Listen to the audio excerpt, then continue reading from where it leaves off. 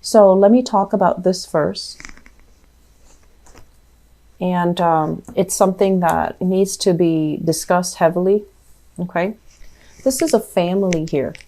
So whenever we have like, you know, multiple cards, court cards of the same suit, it's usually some type of a family situation. Okay. So we have here Knight of Wands, somebody who's being very, very reckless, evasive with their responsibilities. They kind of go through life as an adrenaline junkie, you know, like act first, ask questions later. We have the Queen of Wands, which is like the matriarch of the family, somebody who's trying to settle down, trying to stabilize his or her life, trying to do the right thing, trying to take care of everybody. And then we also have here the Page of Wands, which is like a younger energy that's very attention seeking, gets into trouble, evasive when it comes to responsibilities, and somebody who's not very truthful. There are some family issues creeping into the picture for this month. If you have family members that are fire signs, so Sagittarius, Aries, Leo, Sun, Moon, or Rising, but either way, I feel like this is a family situation where he says this, she says this, and then we don't really know who to trust. And I also feel like for some of you, there is, it feels to me like there is either a patriarch or a matriarch at stake who's trying to decide, you know, like who has like some money, and they're trying to decide, like they might have inheritance, they might have physical property, like assets, cars, houses, land, stocks, bonds. And then they might have just actual physical money, and they're trying to decide among their children, who should I give this money to? And I feel like everyone is scrambling for this one person's attention. And this one person is thinking more about the younger generation. So for example, if it's a grandma that you're dealing with and you're just like, why did she just overlook me? You know, did she not like me? It's not because of that. It's because she's thinking more about the younger kids and whether or not they have enough. So I feel like there is this energy here about everybody scrambling for a fixed piece of the pie, and it can create a lot of tension in the relationships between the children. It can create a lot of tension in the relationship between that family dynamics. So I do see a lot of people in blended families dealing with step parents, step siblings, step children, and, you know, they're misbehaving, right? But people are misbehaving, but it's almost like your role, because it's complicated, you know, with blended families. Everyone's role is very, it's not clearly defined. So on the one hand, you feel like I should do this, I should, you know, put these people in their place, but you feel like it's not really your place and you don't want to step on anybody's toes. And then likewise, you could be a father, you know, dealing with rambunctious children. And I'm sensing there's also, you know, movement, like wanting to change house, wanting to change location, wanting to do all of these things. But you might have, you know, shared custody and you can't really make a move. So it's very frustrating. It's very family oriented. And the family unit is incredibly unstable. It seems like there are too many people involved, too many mothers, too many children, too many fathers, too much energy contained in a very, very small environment. Tempers are flaring. And I also feel as well, for those of you who are not dealing with this in terms of blended families, I feel like you're trying to change your location, but there are restrictions. So there, you could be locked into a lease. You might have roommates and they're not ready to move when you're ready to move. And so you're waiting on decisions. You're waiting on things to finalize. You're waiting for somebody to give you a green light. And there is movement happening, people moving in, people moving out. And there's logistical concerns that needs to be worked out when it comes to the housing situation. So already I'm seeing a lot of that. And I believe, I forgot the placement. I believe this was here and then this was here. Sorry if I'm misplacing them, okay? So there are a lot of things here. I believe it's like this. Yeah. So sorry, Libras. So there are a lot of things here that denotes to me like your sense of stability when it comes to your own foundation, where you need to be, who's there for you, where is home, where can you feel safe, where can you feel, you know, loved and needed and wanted. All of these things are security oriented issues. It's a major theme for this month. It's a major theme. And so I feel like, you know, a lot of the times, Libra, I feel like you don't really emphasize, or you don't really place enough importance on how your free will affects situation. And with Aquarius, you know, they're so adamant about exerting their free will in their environment to try to change things. And they do it in a very dogmatic way. So their energy is like all over the spread. And then I don't know how Geminis do it. I'm not very familiar with the way that they act, but I feel like with Geminis, they know how to navigate, you know, the human interactions in order to get what they want. They know how to navigate those things, and they're very observant. So they know who to avoid, who to ask for help. But usually they do ask other people for help in order to get where they need to go. And they're very, very good and, you know, diplomatic about that. Whereas for you guys, I feel almost like what will be, will be. What other people decide, that's what I'm going to go with. So rather than exercising, you know, your own free will, staying ahead of the curve and really going out and kind of like making these decisions on your own, I feel like this spread is more about inaction. It's about lack of activity, lack of momentum, lack of free will, lack of like accountability. And I don't like to see this for you guys.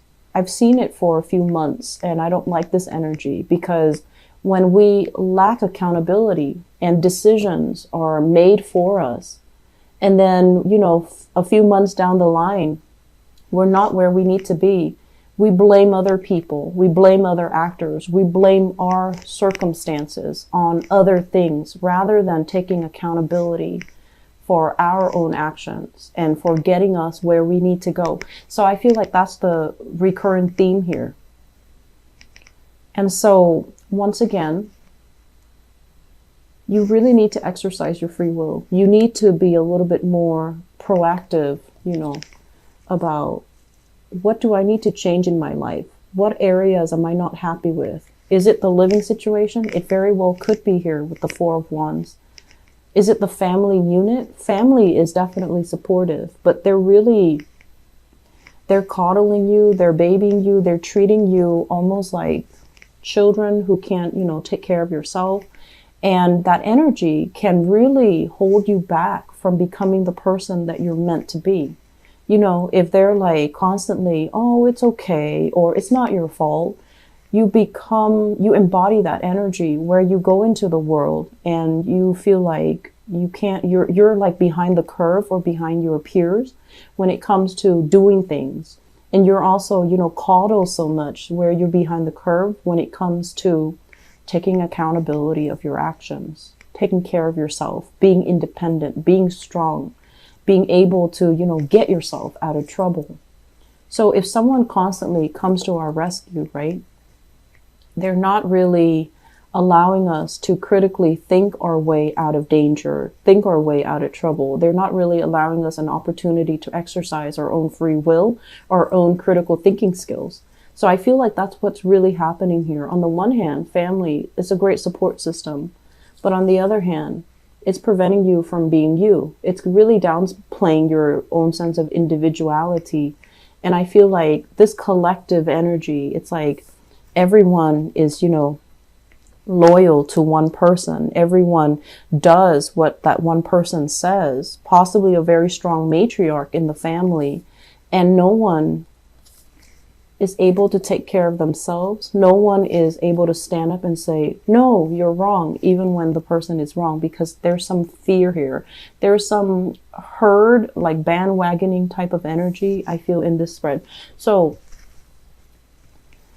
let me just talk about, you know, let's look behind that energy and talk about the individual spread, okay? Or I'm sorry, the individual cards. So this is overall about wealth, generating wealth, doing things so that we can become very independent. This is the independent woman or man, because the cards are not they're not gender specific. So this is kind of like, what can we do in order to create wealth for ourselves, in order to be independent, to be able to take care of ourselves, to be able to, you know, have the leisure time and not be a slave to money, not be so insecure about our job, where our job is going to take us, whether or not we're going to lose our job. And when it shows up in the reverse position, I feel like you're at a point where you understand how important it is. You're looking at other people that have all of these things, you know, that have that stability. And you're just like, I want to be like that. And you're also looking at people who are very, very materialistic. They have a lot of wealth. They have a lot of prosperity, but they're not very happy.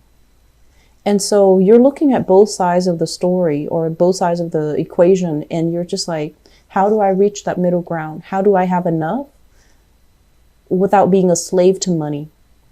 So I feel like there are major themes here about, you know, wanting to be self-employed, wanting to really looking into how can I make money work for me? How can I, you know, have control over the work that I do, so that I'm not constantly under somebody's supervision, somebody else's watch, and I'm not able to exert my independence. So I feel like many of you are flirting with big ideas here about, you know, self-employment, which is very, very good. I feel like the problem, though, coming into the picture is this, the Page of Wands. People telling you that you can't really do it, you know, like the naysayers. But also, it almost seems to me like whatever it is, whatever plans you have, whatever thing that you're trying to implement, the market seems to me to be saturated with the same people, the same industry. It feels to me like there are too many players. How am I going to be able to stand out? And so one thing you might want to look into, and I know I say this a lot in the readings, and it seems like very flippant, but I don't mean it to be flippant. Change your geographical location. If this is something you're passionate about and you feel like you have something to offer, but the market where you are in your vicinity is just saturated, change your location. Figure out where you can go so that you have that little pocket where you can make it your own. If you strongly feel you have something to offer, take the steps, you know, be a little bit daring, be a little bit gutsy, and take that first step, because I feel like you're contemplating, but you're not, you know, thinking, but you're not really making a move here. And you do have some good ideas. You do have some good ideas. What comes through here with the Seven of Swords is, I do feel like there has been some type of evasive energy when it comes to your work environment. It's under a Pentacles card, okay? Some people might have recently left the work environment, and they left with a lot of unanswered questions. They left with a lot of cases, workloads hanging. They left with a lot of unanswered questions. They left mainly because they saw all the inefficiencies in the work environment, and you're kind of wondering, like, well, why did they leave? If they left, you know, I feel like it's somebody that you really looked up to, you really admired. And I have here a fire sign. So this is a Sagittarius, an Aries, or a Leo, Sun, Moon, or Rising. Someone spirited, someone fair, someone who's has a really good heart, you know, helps you when you need help, someone who doesn't abuse their power. So I feel like you had a coworker or a supervisor or somebody that you really admire, and they left mainly because they're not happy. They have a lot of skills. They have a lot of other things that they can do. So I feel like they're scanning the horizon and they're looking for more. And so their presence left a little bit of a vacuum, and it also makes you feel like, well, if they left, maybe I should leave too. But you also have to understand, their reason for leaving is going to be different from you. So if you're following in their footsteps and trying to, you know, create an opportunity for yourself to leave, is that really the right thing to do? Do we follow in other people's footsteps, or do we carve a path for ourselves? Okay. So I feel like they left because of some things that they anticipate will happen in the future. and you're trying to figure out what that is. And so you're feeling very, very unstable in the current work environment. And then on top of that, if you have currently a very strong supervisor who's like monitoring your every step, and they're seeing you like this, you know, rather than, you know, building wealth, they're seeing you like this, where you're not focused, you're scattered, or you're not really contributing equally the same way that other people are contributing. You want to be very careful. Okay, so I feel like you have a no nonsense type of a supervisor or a new boss in the picture, and they're taking notice of everything. So what I mentioned before. And the last thing that I want to end up with here is I feel once again that energy about trying to fit people in the mold and trying to, you know, like seeing the best in somebody. Someone who's not right for you, who's a little bit flaky, not as dependable. They're very sexy and exciting, and they can be, you know, a source of excitement in your life. But I feel like you're trying to put them into a mold. You're trying to fit them into this group, this category where they don't really belong. And they're not going to stay around forever. So I feel like there's this cycle about you going back to it and then being sorely disappointed, because being sorely disappointed and also growing a little bit resentful of the other person, but they didn't ask to be put in that position. So there are a lot of things here that we need to really re-examine, and I feel like it's a lot deeper than the surface. And I also feel like this collective energy, you know, is it really hurting you, or is it appropriate for you? On the one hand, it brings about harmony, and it brings about people, it brings about friendships, and, you know, everyone's on the same page. But is it also hindering your individual development? Is it also hindering your ability to think and act on your own? Because I feel like that's what's happening. So don't worry about what other people expect from you. Try to do the right thing. Don't try to appease other people. Do what you want and stand up for what you believe in.